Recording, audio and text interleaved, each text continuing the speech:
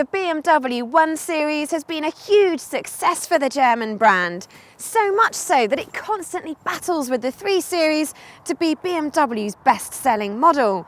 But with new versions of the Mercedes A-Class and Audi A3 having gone on sale since the 2011 revision was launched, it's time for a midlife refresh. And here it is.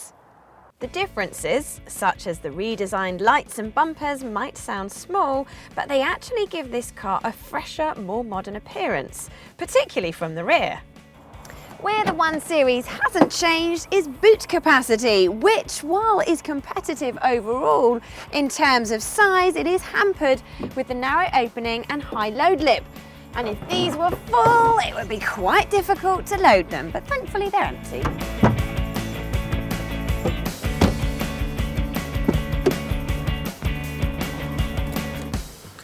The reason for that is, unlike rivals, the 1 Series is rear-wheel drive, thus enabling BMW to brand it pure driving pleasure.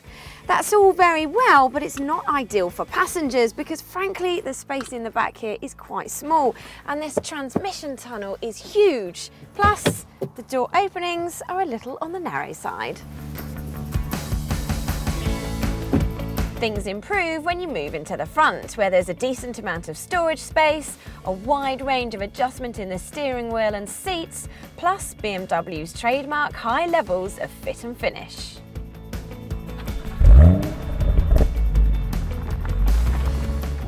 Although the model numbers are carried over, the engines are either revised or completely new, including the 1.5-litre 3-cylinder diesel engine fitted to the 116D, which has enough power for everyday driving and emits just 89 grams per kilometre of CO2, making it a smart choice for company car drivers.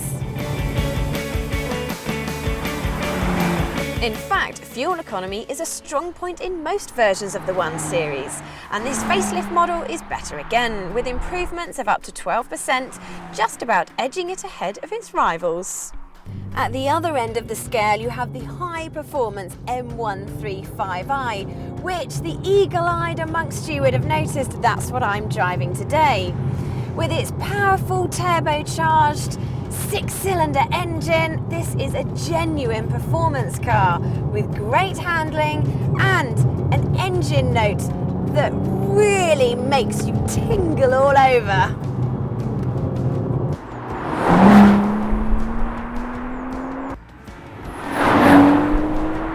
However, as much fun as this is, most will go for more humble models, such as that ultra-frugal 116D or more powerful diesel and petrol models.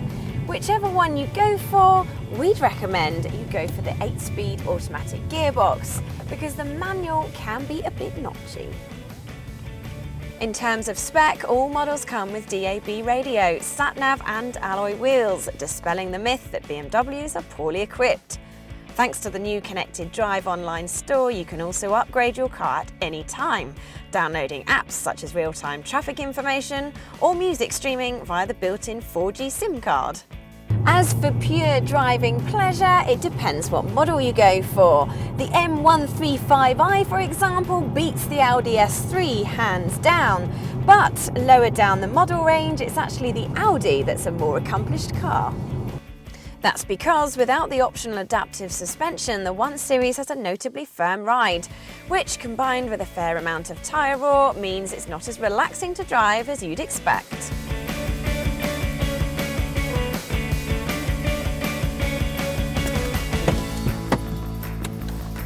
You might think that this is all part of BMW's driver-focused appeal, and while the steering and chassis balance may be a cut above the competition, it's not quite as much as you might imagine. Not that handling is necessarily that important to owners. BMW's own research revealed that 80% of 1 Series drivers thought their car was in fact front-wheel drive, and that instead it was the image, design, reliability and low cost of ownership that attracted them. Whatever draws you to it, you can be happy in the knowledge that your BMW is more accomplished than a Mercedes A-Class. but it can't quite match an Audi A3 or even a Volkswagen Golf for interior packaging and long distance comfort, so they remain our favourites in this class. Don't get me wrong, the revised BMW 1 Series is a good car, it's just not quite as exceptional as its rivals. Unless, of course, it's an M135i.